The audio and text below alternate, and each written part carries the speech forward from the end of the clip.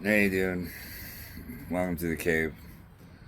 Dude, here I am out in my yard on my swing Sunday. And I'm going to say that on Friday night, my dad, he lost his fight with cancer after about 2 years of suffering. Um, he, uh, he became almost catatonic and unresponsive. And I thought I'd go see him on Saturday, and I called my mom, and everything in my gut was telling me to go down to his house in Petaluma. Um, I works in Santa Rosa, and I live in between and run a park by the casino. Yeah, that's good and bad at the same time.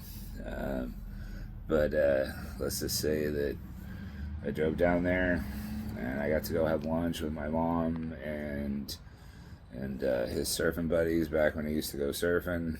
And one of them I've known for 30 years, which is super cool, dude. I was good to see him. But the grief counselor came and I got a chance to talk to her for about an hour and a half. And all it does is remind me of my son's mom, and all the other people I've lost in my life, and just opens it back up, and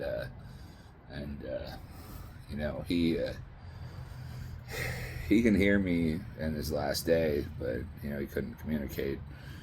The saddest thing, man, was looking at his legs. His legs looked like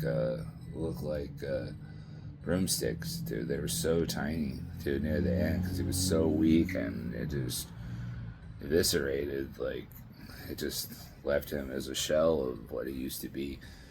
And he had all this gross water weight from all the chemicals and stuff in his body. And his feet were all swollen and gross. And he looked like a zombie.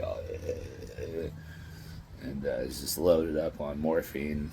Um, but I talked to the counselor about everything I went through and everything I'm going through now. And I it was good to get that out there because I don't want to pay for a shrink. Dude, I saw my opportunity when I had it. It was provided by hospice. Um, I kind of think those things are one-sided and they're skewed in one particular direction. But I held his hand and I told him that I loved him. Told him that he was a good father and a good man and a good provider for me and my mother. And he lost his father at 11 or 12 when he was young. So he missed out on a lot of crucial things that now that I have my boy, I see that I never was taught, and I'm gonna have to learn on the whim. But I told him, you did the best you can with the tools that you had.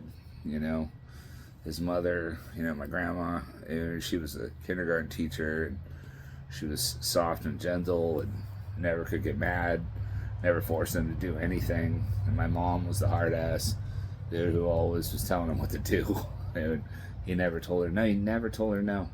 Never. She always got what she wanted.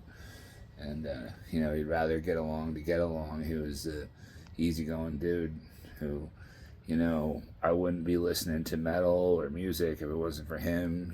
Showing me blues music and rock music when I was like a little baby, and then watching MTV in the '80s, dude, it was over.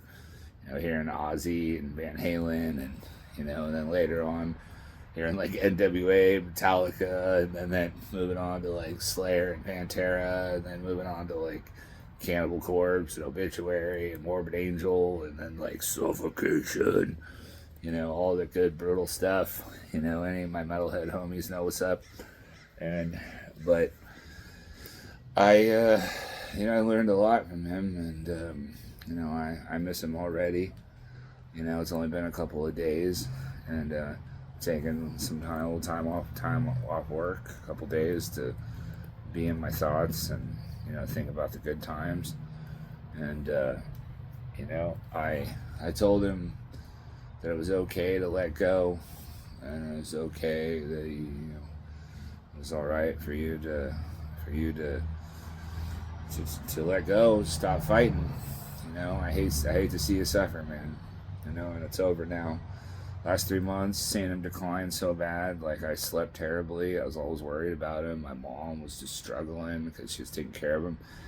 And man, almost 57 years. Dude, in September, I think it would have been 57 years that they were together. 10 more years. I'm about to be 47. 10 more years than my life. She's old school, dude. Just loyal to the core. Even if they fight and hate each other, they were just loyal. Can't find that nowadays.